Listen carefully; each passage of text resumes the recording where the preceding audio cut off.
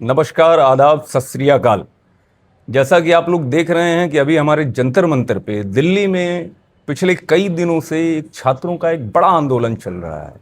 विषय सिर्फ एक है, नीट परीक्षा में जो धांधली हो रही है, जो केंद्र सरकार द्वारा जो धांधली की जा रही है। पिछले साल भी ऐसा हुआ था, इस बार भी ऐसा हुआ।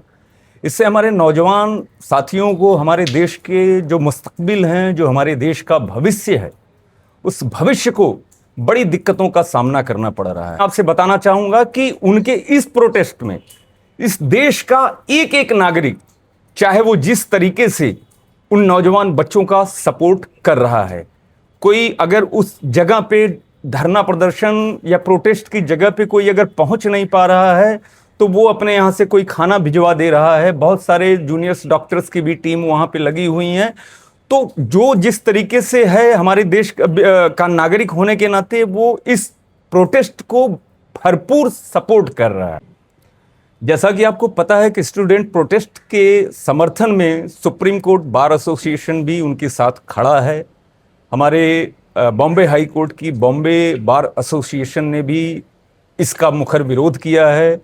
और कल 23 जुलाई 2026 को Bombay city civil session court bar association ने एक मीटिंग बुलाई और उस मीटिंग में भी एक रेजोल्यूशन पास हुआ है, जिस रेजोल्यूशन में हमारे सारे कमेटी के मेंबर्स जो हैं उन्होंने इस बात का पुरजोर विरोध किया है कि छात्रों के प्रोटेस्ट को हटाने के लिए जो पुलिसिया कार्रवाई की गई है, हम सब ने उसकी पूरी तरीके से निंदा की है और हम सब इस प्रोटेस्ट में स्टूडेंट के साथ हैं।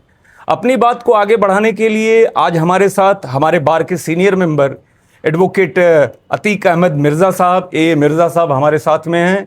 मैं मिर्ज़ा साहब आपसे भी जानना चाहूँगा कि इस परिप्रेक्ष्य में जो ये प्रेजेंट सिनेरियो जो चल रहा है, हमारे देश में एक स्थिति बनी हुई है, आज देश का नौजवान वो सड़कों पर है, अपने अधिकारों की मांग कर रहा है। और आपने तमाम सोशल मीडिया प्लेटफॉर्म पे आपने ये देखा होगा कि किस तरीके से जो पुलिस है वो किस तरीके से प्रदर्शनकारियों के ऊपर बल प्रयोग किया जा रहा है, पैलेट गन का प्रयोग हो रहा है, उनको डंडों से मारा जा रहा है। कुछ ऐसी भी लाठियां मीडिया कर्मियों ने दिखाई जिसमें कीलें लगी हुई हैं।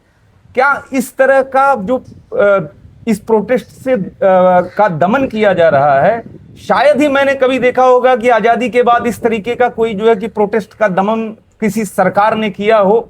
इस बारे में आप क्या कहना चाहते हैं? देखिए, जो दिल्ली पुलिस ने जो किया है वो बिल्कुल ही असंवैधानिक है, संविधान के विरुद्ध है। संविधान सारे भारतीयों को ये अधिकार देता है, वो अपने राइट के लिए, अपने अधिकार के लिए प्रोटेस्ट कर सकते हैं, आवाज़ उठा सकते हैं, बशर्ते कि उसमें जो है कोई दंगा फसाद या किसी तरह की जो है असंवैधानिक गतिविधि ना हो।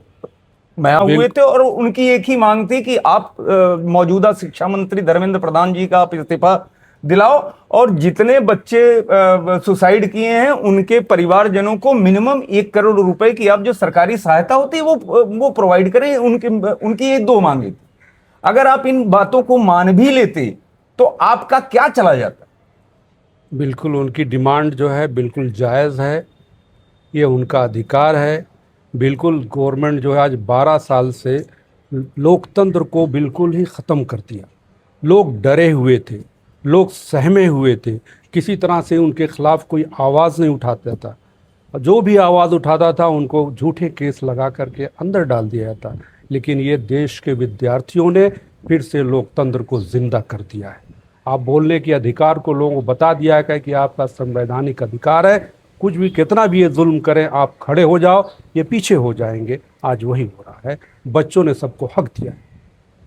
मैं एक चीज़ और आपसे जानना चाहूँगा, बीइंग सीनियर एडवोकेट, कहीं से ये सुनने में आया कि सरकार उन प्रदर्शनकारी जो हमारे नौजवान बच्चे हैं उनके ऊपर एनएसए लगाने जा रही है और उनको ये धमकी दी गई है कि अगर आप अपना प्रोटेस्ट अगर ख़त्म नहीं करेंगे तो हम आपको एनएसए के तहत आप सबकी गिरफ्तारी होगी। और आप तो जानते हैं कि एनएसए का कानून कितना कड़ा है हमारे देश में। नहीं लगा सकते, ये धमकी है, ये सिर्फ जो है प्रदर्शन को ख़त्म करने के लिए धमकी है। अगर एनएसए इन्होंने लगा दिया जी। तो समझ जाइए कि सरकार में नहीं रह पाएंगे। ये देश के छात्र जो है गली गली में, कूचे कूचे में, प्रदेश प्रदेश जो है रोड पे आ जाएंगे और ये कंट्रोल नहीं वो आ ही रहे हैं, वो आ ही रहे उनको- हैं, क्योंकि ये जो जंतर मंतर की आग लगी हुई है, ये छोटे छोटे शहरों, कस्बों और तहसीलों में भी छात्र जमा हो रहे हैं और अपनी बात शांतिपूर्वक तरीके से सरकार तक पहुंचाने की कोशिश कर रहे हैं। आपको क्या लगता है कि ऐसी परिस्थिति में सरकार को क्या करना चाहिए कि तो ये जो मूवमेंट चल रहा है उसको किस तरीके से रोका जा सकता है? इसमें सरकार की क्या भूमिका होनी चाहिए? सरकार इस पे कुछ आप बताएं। सरकार तुरंत उनकी मांग को एक्सेप्ट कर ले। जो उनकी मांग है, धर्मेंद्र को इस्तीफा लें और जो है जो 1-1 करोड़ रुपए की वो डिमांड कर रहे हैं, जो छात्र जी, जो है मरे हैं, जी। उनको जो है, जो शहीद हो गए हैं, मरना नहीं कहना चाहिए, शहीद हो गए हैं, जी। इनकी गलत पॉलिसियों की वजह से शहीद हुए हैं, इसलिए उनको तत्काल जो है 1-1 करोड़ रुपया उनके परिवार को दिया जाए और उनकी मांग पूरी की जाए और जो शिक्षा मंत्री हैं उनका तत्काल जो है इस्तीफा लिया जाए।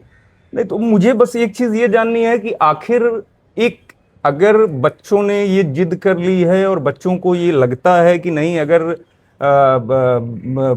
धर्मेंद्र प्रधान जी का इस्तीफा हो जाना चाहिए, तो आखिर सरकार क्यों नहीं धर्मेंद्र प्रधान जी का इस्तीफा किया जा रहा है? आंसू गैस की गोली छोड़े जा रहे हैं, पहले गनें छोड़ी जा रही हैं, लाठियों से पीटा जा रहा है बच्चियों को। सबसे शर्मनाक ये है कि इस देश की बच्चियों को कई ऐसे वीडियो सोशल मीडिया पे प्रसारित हुए कि उनके मैं उन शब्दों को प्रयोग नहीं कर सकता मीडिया के सामने, उनको किस तरह लाठियों से उनके शरीर के किस किस पार्ट पर लाठियां मारी जा रही हैं। ये एक बहुत शर्मनाक स्थिति हो गई है। इसको कैसे रोका जा सकता है? आप इस पर कुछ बताना चाहेंगे?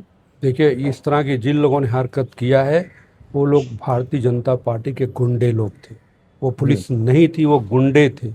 जो उनको लाया गया था शादी वर्दी में, उनको लाया, उनके किसी भी चेहरे से, उनके पोशाक से, ड्रेस से नहीं लगता कि वो पुलिस वाले थे। वो इनके लोग थे, भक्त लोग थे।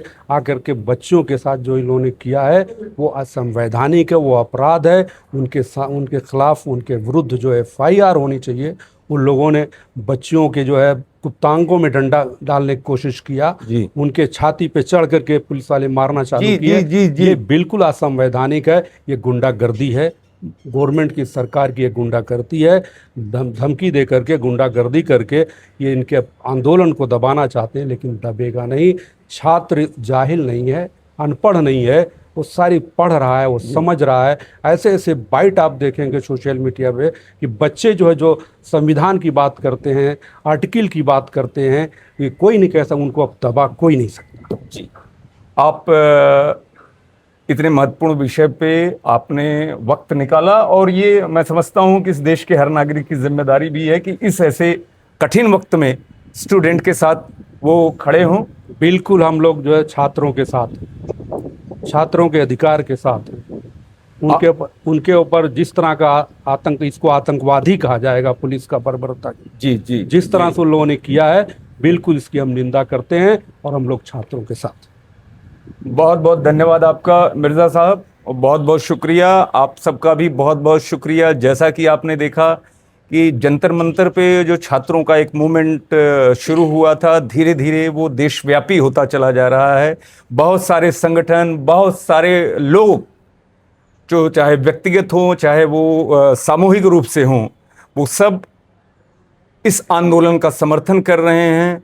और एक और चीज़ ये देखने में आई है कि इस आंदोलन के मार्फत इन छात्रों ने एक बार फिर देश को ये बताया है कि हम सब एक हैं, ये पूरा हिंदुस्तान एक है, यहाँ पे तमाम भाषाएं हैं, तमाम तरह के लोग हैं, तमाम जाति के लोग हैं, तमाम धर्मों के लोग हैं।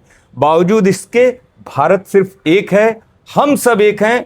और इस वीडियो के माध्यम से मैं उन तमाम अपने नौजवान साथियों को ये बताना चाहूँगा कि इस घड़ी में हम आपके साथ हैं। आपको किसी भी तरीके की कोई लीगल हेल्प की ज़रूरत हो, आप नीचे दिए हुए नंबरों पर आप ज़रूर फ़ोन करें। मुंबई रीजन में किसी भी पुलिस स्टेशन में कहीं भी आपको किसी लीगल असिस्टेंट की ज़रूरत होती है तो पूरी की पूरी टीम आपकी पूरी मदद करेगी। बहुत बहुत शुक्रिया, बहुत बहुत धन्यवाद।